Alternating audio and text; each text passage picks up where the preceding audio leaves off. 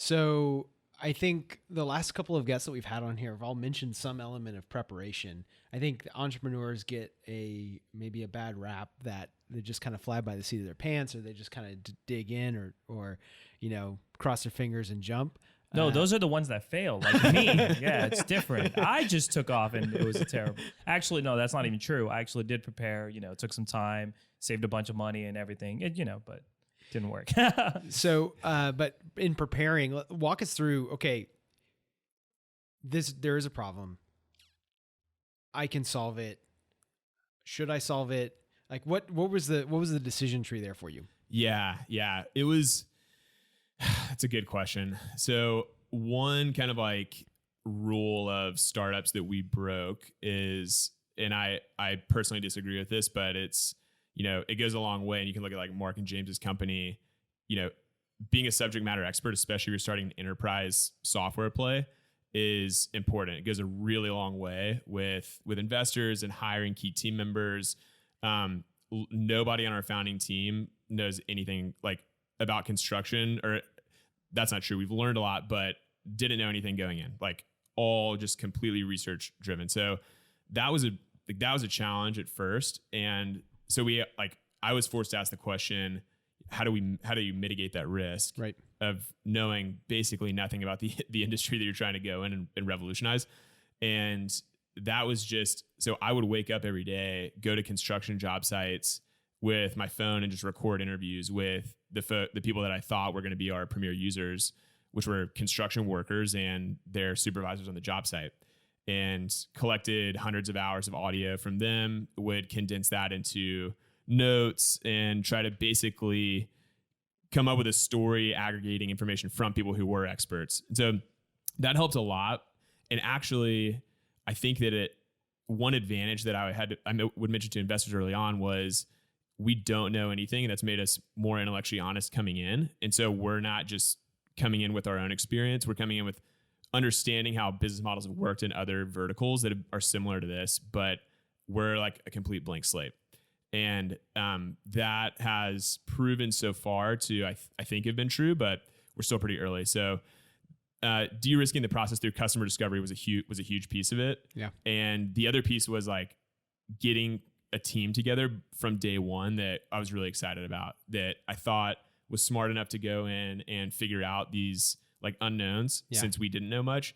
And then besides that, just making friends in the industry who could advise us. And so we brought on some key advisors early on. Awesome. And that gave me comfort to leave a job that was actually like my dream job. Yeah. Yeah. So who's on the team? The team today is myself. So I really just bring some like kind of pattern matching from having seen startups previously. One of our co-founders is a guy named Vu Brown. So Vu was at Uber for 5 years and has this like, Vu is like one of the most interesting people in the world types. He helped launch Uber's market in Pakistan. So he was like leading the charge in Pakistan, grew their business to the largest rideshare company in the country, and then helped launch Eats throughout Latin America. And so he's got this, what Vu brings to the table, which is really cool, is like super strong operational background, where he was going to rickshaw drivers in Pakistan who didn't own a smartphone, didn't have a bank account, and was like, I'm going to teach y'all how to make money on Uber. So there's like a lot of crossover there. Yeah. Getting into a market who hasn't traditionally used their mobile device in the context of their profession and like teaching that behavior. Huh. So he's got this great operations and growth background. And then Michael Orcutt is our lead engineer. He was an early engineer at Favor. He's brought on a couple of really strong engineers to support him. And he's just like a really solid, badass full stack engineer and total hustler, and is like architecting our software stack. Wow. So you have a problem. You recognize the problem intellectually. When did your heart like really buy into it? Yeah. And it was, that's a good way to put it, because it was all intellectual at first. And I'm like, I think most entrepreneurs are intellectually curious people. It's like probably one of the most important components of being an entrepreneur. I started getting really bought in, I think that if I was encouraging someone who's like, I know I want to be an entrepreneur, one of the things I would encourage them to do is like go tell people you're going to be an entrepreneur, and then you kind of have to do it, or else you're gonna look like a sham. And so I mean, I was staying up all night every night, like outside of work, like every weekend, which is also a demanding job. I would add, yeah, as an analyst for VC Group. It was, yeah, it was a lot. And so my weekends were just like 48 hours straight, like just drinking energy drinks and staying up all night researching. I can't point to the exact like come to Jesus moment on when I was like, this is my calling for the next 5 years, but it was about a month-long period where I was just writing a plan, putting a deck together, and talking to people about it, and it just became very tangible to me. And I felt a great sense of urgency for competitive reasons, as well as just like a whole series of reasons. I felt like this was the time for me to do it. And I felt like a very overwhelming calling to just be like, you should go do this now and not wait around for it. So at a certain point, for compliance reasons, you went and told the fund that, hey, I'm working on this. Yes. And it sounds like they were very much on board with what you were pitching to them, or at least telling them about. Let's say hypothetically, first of all, how did that conversation go? And second, what if it had gone the other way? How would you have handled it? This is unique to me, but one thing that was really important to me is the Mercury Fund team has like given me a ton of opportunity. And so it was important to me that I wasn't leaving them hanging, like leaving them high and dry. And so I really wanted their blessing in it, less like for their capital, but more just, I knew that it would go a lot further if they were excited about it and behind it.